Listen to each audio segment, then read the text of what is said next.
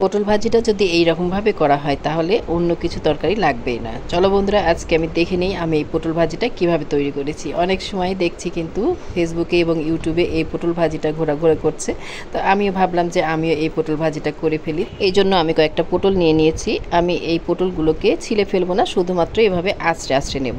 বাস এভাবে আঁচড়ালে পরে আপনার যে পটল ভাজিটা এটা কিন্তু একদম মুড়মুড়ে হবে এবং খেতে ভালো লাগবে। তো পটলের গাগুলো আমি একটু কাঁচি দিয়ে এভাবে কেটে নেব। তো তোমরা চাইলে বটি দিয়ে করে নেব। আমি আসলে বটি দিয়ে ভালো পারি জন্য আমি এটা করার পর আমি কিন্তু বটি দিয়ে সবগুলো আঁচড়ে নিয়েছি। এভাবে গাটা ভালো করে কুচি কুচি করে কেটে নেব। তার জাস্ট দুই সাইডে কিন্তু এভাবে কুচি কুচি করে কেটে নেব। এই কুচি কাটাটা যাতে মসৃণ হয় সেটা খেয়াল রাখবে, কারণ এই কুচি কাটতে গেলে দেখবে যে কেটে কেটে অনেক সময় কিন্তু পড়ে যেতে চাইবে। আসলে এভাবে একটু দক্ষ হাতে কাজটা করতে হবে। জাস্ট এভাবে আমি সবগুলো পটল এভাবে কেটে নিয়েছি।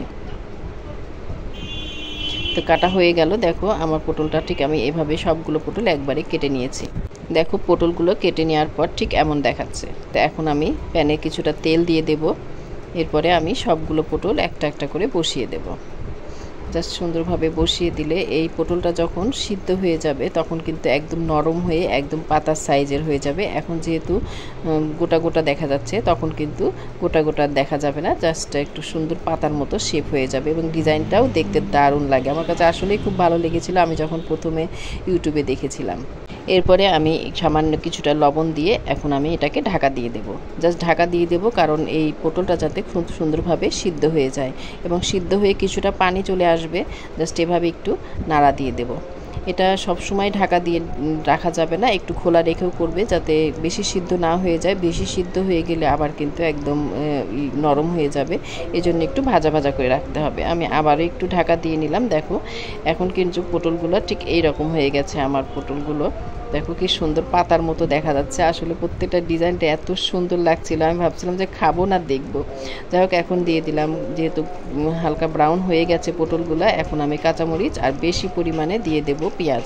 এই পেঁয়াজটাই হচ্ছে আসলে পটল ভাজির মূল স্বাদের জিনিস, আমার কাছে তো তাই মনে হয়। এবং এই পটল ভাজিতে অবশ্যই বেশি পরিমাণে পেঁয়াজ দিয়ে দিবে। জাস্ট আমি এটাকে দিয়ে সামান্য আবার একটু ঢাকা দিয়ে দেবো যাতে এই পেঁয়াজটা একটু সিদ্ধ হয়ে যায়। যেহেতু আমার পটলটা সুন্দরভাবে ভাজা হয়ে গেছে জন্য পেঁয়াজটা একটু হালকা করে ঢাকা দিয়ে দিয়েছিলাম। দেখো পেঁয়াজটাও কিন্তু খুব সুন্দরভাবে সিদ্ধ হয়ে গেছে। এই পটল হতে হতেই কিন্তু পেঁয়াজটাও হালকা ব্রাউন কালার হয়ে যাবে, এজন্য আমি এভাবেই কিছু সময় একটু নাড়াচাড়া করে নেব। এখানে কালারটা মনে হচ্ছে পটলটা একটু পুড়ে গেছে, আসলে কিন্তু তা পুড়েনি, একদমই মুচমুচা হয়ে আছে জন্য কালারটা এমন দেখাচ্ছে। আর এই কালারের জন্যই কিন্তু পটলটা বেশি মুচমুচা হবে। দেখো এখন কিন্তু আমার পটল ভাজি হয়ে গেছে। কি সুন্দর লাগছে না দেখতে, মনে হচ্ছে যে এখনই খেয়ে ফেলি। আসলে এর সাথে যদি চচ্চড়ি ডাল হয় মসুরের তাহলে খাওয়ার মজাটাই আলাদা। তো বন্ধুরা দেখো তো কেমন হয়েছে, তোমরাও কিন্তু এই পটল ভাজিটা করে নিতে পারো। তো বন্ধুরা আমার ভিডিওটি যদি তোমাদের কাছে ভালো লাগে তো অবশ্যই লাইক কমেন্ট শেয়ার করে দিও। আল্লাহ হাফেজ।